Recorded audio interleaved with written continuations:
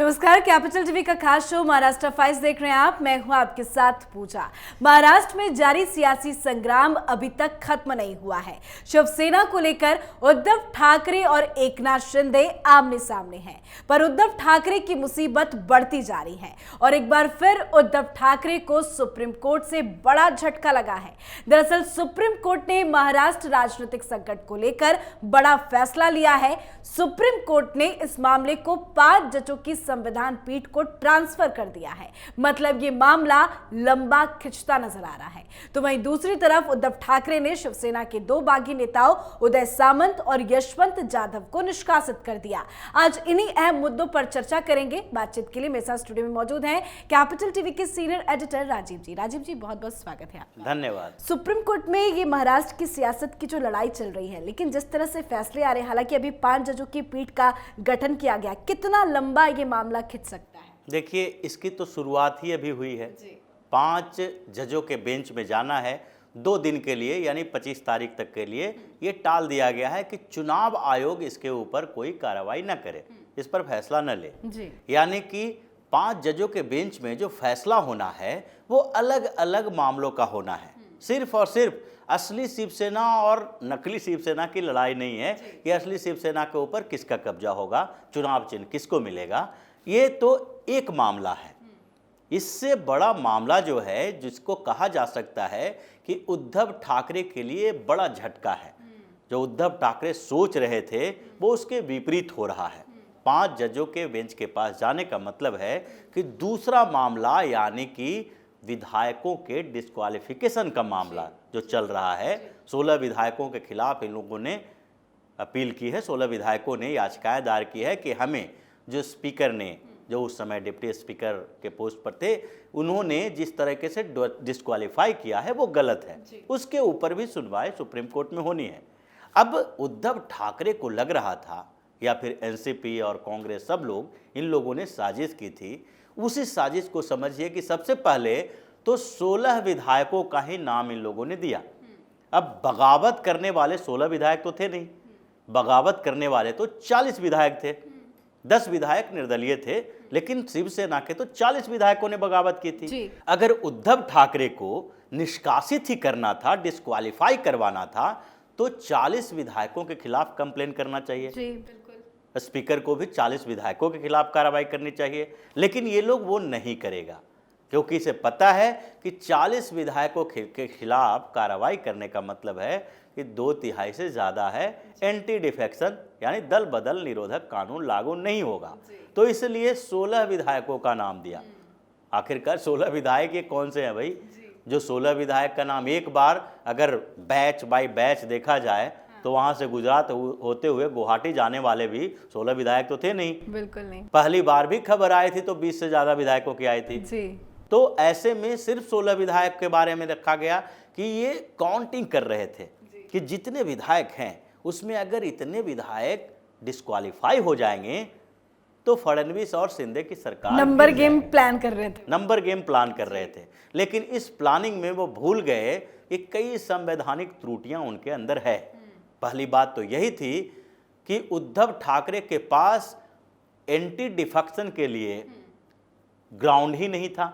उद्धव ठाकरे ने जिस ग्राउंड पे डिप्टी स्पीकर के पास लिखा था डिस्क्वालीफाई करने के लिए, वो ग्राउंड कब का खारिज हो चुका है। अलग अलग मामलों में अगर देखेंगे तो वो ग्राउंड पहले भी खारिज हो चुका है। सुप्रीम कोर्ट में भी खारिज हो चुका है, स्पीकर के पास भी खारिज हो चुका है कि अगर पार्टी की किसी मीटिंग में, बैठक में विधायक उपस्थित नहीं होते हैं, या पार्टी के किसी नेता के खिलाफ कोई विधायक या सांसद गलत बोलता है, उल्टा बोलता है, या पार्टी की नीतियों के खिलाफ बोलता है, तो उस मामले को लेकर आप उनके खिलाफ दल बदल निरोधक कानून के तहत उनको डिस्क्वालीफाई नहीं करवा सकते।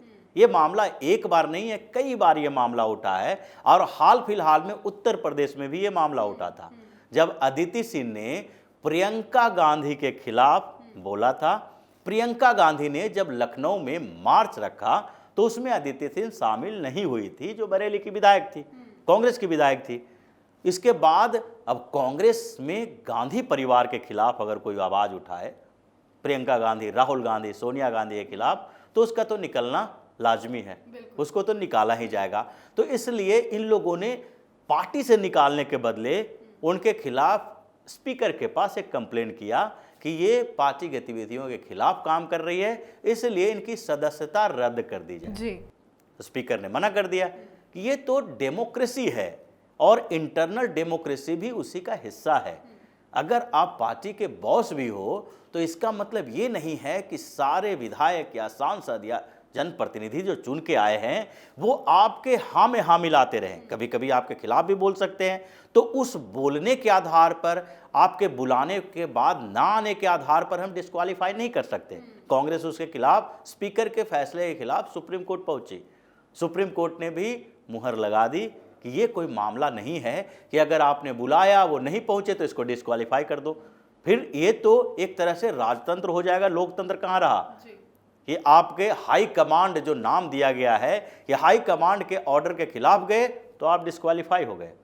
तो इसीलिए ये मामला जो उद्धव ठाकरे का है ये वही मामला है। आपने किया क्या, आपने पार्टी की बैठक बुलाई, उसमें शामिल नहीं हुए।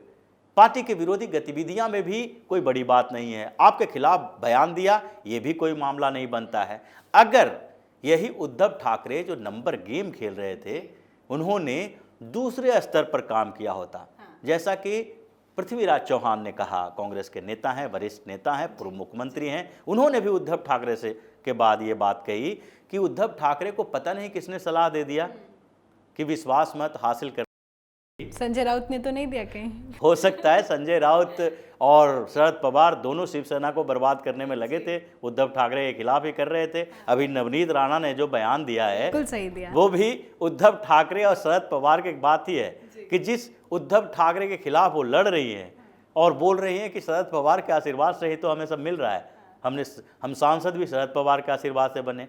तो इसका मतलब है कि शरद पवार शिवसेना और उद्धव ठाकरे की बेसिकली कब्र खोद रहे हैं, नीचे से खोखला कर रहे हैं। तो ये सलाह किसने दे दी कि आप विश्वास मत हासिल न करो, अविश्वास प्रस्ताव का सामना न करो और फिर पहले ही इस्तीफा दे दो। जब सदन में बहुमत साबित करने की बारी आती और उस समय अगर इनके विधायक वहां नहीं पहुंचते या उनके खिलाफ वोटिंग करते तो ये मांग की जा सकती थी कि व्हिप का उल्लंघन किया गया है, इसलिए दल बदल निरोधक कानून के तहत इनको डिस्क्वालीफाई किया जाए। वैसा तो कुछ हुआ नहीं। तो ऐसे में ये सुप्रीम कोर्ट में याचिका जो दायर की गई है उसी मामले में की गई है कि भाई हम लोगों को स्पीकर इनका, डिप्टी स्पीकर इनका, सरकार इनकी थी। अब उसमें भी एक और अड़चन है कि जिस स्पीकर के खिलाफ पहले से ही लंबित है कि इसको हटाने की प्रक्रिया शुरू हो चुकी है, तो लंबित मामले में ऐसे स्पीकर को क्या अधिकार है कि किसी को डिस्क्वालीफाई कर दे। तो ऐसे में तो कभी भी किसी सरकार के गिरने के पहले या स्पीकर के खिलाफ अगर अविश्वास प्रस्ताव आता है, उसको हटाने की बात आती है, तो वो कोई भी फैसला दे दे। बिहार में अगर सरकार बदली और स्पीकर को हटाने की बात आई तो उस समय नीतीश कुमार और तेजस्वी यादव, इन लोगों के खिलाफ स्पीकर के सामने एक मामला था। 18 विधायक राजद के थे, वो फंसे हुए थे। लेकिन उस सरकार के जाने के बाद जब उनकी अपनी ही कुर्सी है जो खतरे में है, उस समय वो फैसला दे देते, 18 के 18 विधायक को डिस्क्वालीफाई कर देते। नहीं कर सकते आप। तो ये मामला भी चल रहा है और यही मामला उद्धव ठाकरे के लिए एक बड़ा झटका है, क्योंकि ये 5 जजों के बेंच में गया है और डिस्क्वालीफाई करने के लिए जो इतरा रहे थे, बार बार बोल रहे थे कि अब तो ज़्यादा दिन सरकार नहीं चलेगी, सरकार चलने नहीं देंगे क्योंकि इन लोगों को डिस्क्वालीफाई कर चुके हैं, सुप्रीम कोर्ट का फैसला आएगा, उसके बाद सरकार गिर जाएगी। लेकिन वो इनके अरमानों पर तो अब पानी फिर गया।